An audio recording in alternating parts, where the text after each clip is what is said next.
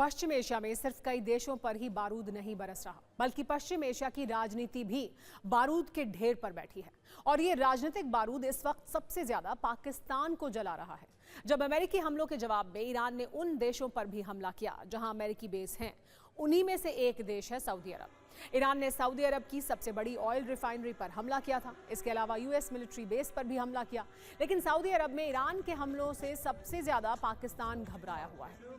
पाकिस्तान के सेना प्रमुख आसिम मुनीर ने सऊदी अरब की राजधानी रियाद में सऊदी रक्षा मंत्री खालिद बिन सलमान के साथ हाई लेवल मीटिंग की। इस बैठक में दोनों पक्षों ने ईरान की ओर से किए गए हमलों पर चर्चा की और साथ ही इनसे निपटने के उपायों पर भी विचार किया। इसी मीटिंग में पाकिस्तान फंस गया। इसकी वजह है कि सऊदी अरब और पाकिस्तान में पिछले साल सितंबर में हुई एक डिफेंस डील, जिसके मुताबिक एक देश पर हुआ हमला दूसरे देश पर हमला माना जाएगा। अब पाकिस्तान क्या करेगा? सऊदी अरब से दोस्ती निभाएगा या ईरान से दुश्मनी करेगा? सऊदी अरब का बयान साफ और सख्त था। खालिद बिन सलमान ने मीटिंग में सीधे ईरान का नाम लिया और हमलों को रोकने की मांग की। लेकिन पाकिस्तान के बयान का लहजा अलग था। पाकिस्तान ने हमलों की गंभीरता जरूर मानी, सऊदी की सुरक्षा पर चिंता भी जताई, लेकिन ईरान के खिलाफ खुलकर हमला नहीं बोला, क्योंकि ईरान के साथ पाकिस्तान की सीमा लगती है। ऐसे में मुनीर को डर यह है कि ईरान के हमलों का निशाना पाकिस्तान भी हो सकता है। ईरान के इसी डर और सऊदी अरब के प्रेशर के बाद मुनीर अब टेंशन में है।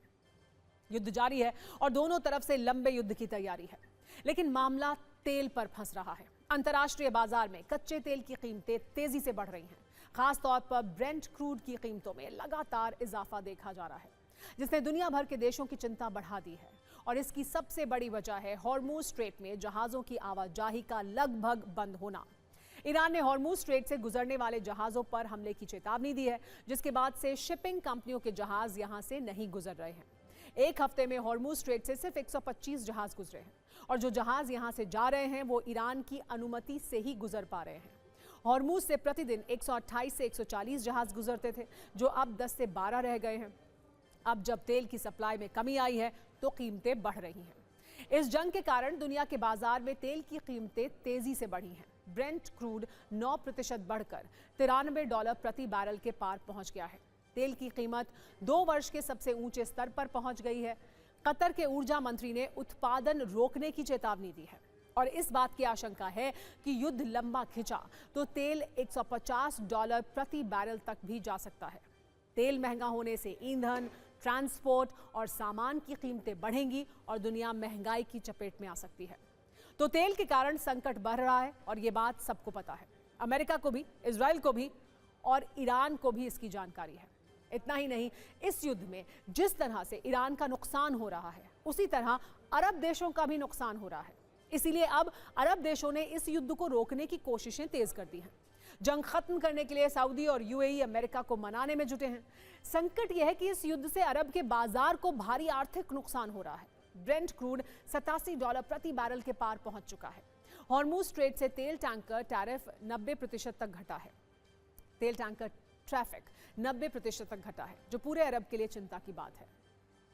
तेल की सप्लाई और उत्पादन में कमी का थोड़ा असर भारत पर भी पड़ा है, लेकिन चिंता की कोई बात नहीं है। भारत सरकार का दावा यह है कि देश में 7 से 8 हफ्ते का तेल है और आंकड़ों की अगर बात करें तो देश में 25 करोड़ बैरल से ज्यादा पेट्रोलियम स्टॉक है, जिसे काफी अच्छा स्टॉक माना जा सकता है। सरकार ने यह भी कहा है कि पेट्रोल, डीजल, एटीएफ और एलपीजी का पर्याप्त भंडार है। कई ठिकानों और रणनीतिक भंडार में तेल रखा गया है। सरकार ने यह भी कहा है कि 25 दिन के स्टॉक की खबरें गलत हैं। सूत्रों से यह भी जानकारी दी गई है कि सरकार तेल की कीमतें नहीं बढ़ाने वाली है। वैसे पिछले कुछ दिनों से यह खबर फैल रही थी कि भारत में तेल संकट है, लेकिन पेट्रोलियम मंत्री हरदीप सिंह पुरी ने साफ किया कि हमारी प्राथमिकता अपने नागरिकों के लिए किफायती और टिकाऊ ईंधन की उपलब्धता सुनिश्चित करना है और हम इसे आराम से पूरा कर रहे हैं। भारत में ऊर्जा की कोई कमी नहीं है। हमारे ऊर्जा उपभोक्ताओं को चिंता करने की कोई आवश्यकता नहीं है। अलग अलग ऑयल कंपनियों ने भी बयान जारी कर यह कहा कि तेल की कोई कमी नहीं है। इंडियन ऑयल ने बयान जारी कर कहा कि सोशल मीडिया पर पेट्रोल, डीजल की कमी को लेकर फैल रही खबरें पूरी तरह निराधार हैं। भारत में ईंधन का पर्याप्त भंडार उपलब्ध है और सप्लाई और डिस्ट्रीब्यूशन नेटवर्क सामान्य रूप से काम कर रहा है। पेट्रोल पंपों पर अनावश्यक भीड़ न लगाने की भी गुजारिश की गई है।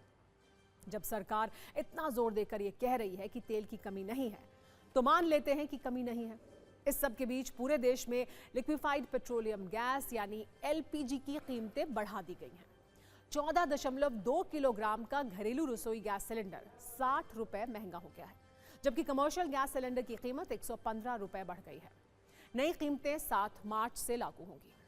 भारत को तेल की कमी नहीं है और भारत रूस से तेल ले भी रहा है, लेकिन पाकिस्तान बड़े संकट में है, परेशान भी है। वहां से ऐसी तस्वीरें आ रही हैं जिससे संकेत मिल रहा है कि पाकिस्तान में तेल की कमी हो गई है। वहां पेट्रोल पंपों पर भारी भीड़ है। कई पेट्रोल पंप पर पोस्टर लग गए हैं कि तेल नहीं है, इसीलिए पंप बंद है।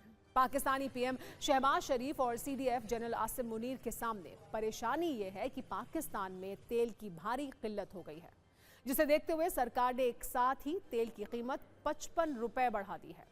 इससे पेट्रोल 321 रुपए प्रति लीटर और हाई स्पीड डीजल 336 रुपए प्रति लीटर हो गया है। कई पेट्रोल पंप पर तेल पूरी तरह से खत्म हो चुका है। दावा यह भी किया जा रहा है कि पाकिस्तान के पास सिर्फ 1 हफ्ते का तेल बचा है और खाड़ी देशों से तेल सप्लाई रुकी हुई है। सबसे बड़ी बात यह है कि पाकिस्तान के पास कोई विकल्प भी नहीं है। पाकिस्तान में तेल की कीमत बढ़ने का विरोध भी हो रहा है। लोगों का कहना यह है कि एक तो तेल मिल नहीं रहा, उस पर महंगा कर दिया गया है। अब पाकिस्तान के पेट्रोलियम मिनिस्टर अली परवेज मलिक का बयान आया है। ग्लोबल कीमतें कुछ ही दिनों में तेजी से बढ़ी हैं। हमें नहीं पता कि ये क्राइसिस कब तक चलेगा। सरकार के सामने ये बेसिक प्रॉब्लम है। पाकिस्तान की परेशानी बढ़ने की कुछ खास वजह भी है, जिसकी डिटेल में जाना जरूरी है। दरअसल पाकिस्तान का ज्यादातर तेल सऊदी और यूएई से आता है। पाकिस्तान आने वाले तेल टैंकर रास्ते में फंसे हैं। पाकिस्तान ने सऊदी अरब से सप्लाई जारी रखने की अपील की है। हॉर्मुज़ स्ट्रेट के बजाय यानबू पोर्ट से तेल भेजने की मांग की है। पाकिस्तान की 90% एलएनजी कतर से आती है। गैस सप्लाई को लेकर पाकिस्तान को सबसे ज्यादा डर है। पेट्रोल और डीजल की कीमत में इस तेज बढ़ोतरी से पाकिस्तान में ट्रांसपोर्टेशन कॉस्ट, फूड प्राइस और ओवरऑल इन्फ्लेशन बढ़ने की आशंका है। यानी एक तो तेल की कमी, दूसरा महंगाई की मार। परेशानी तो पाकिस्तान के साथ है।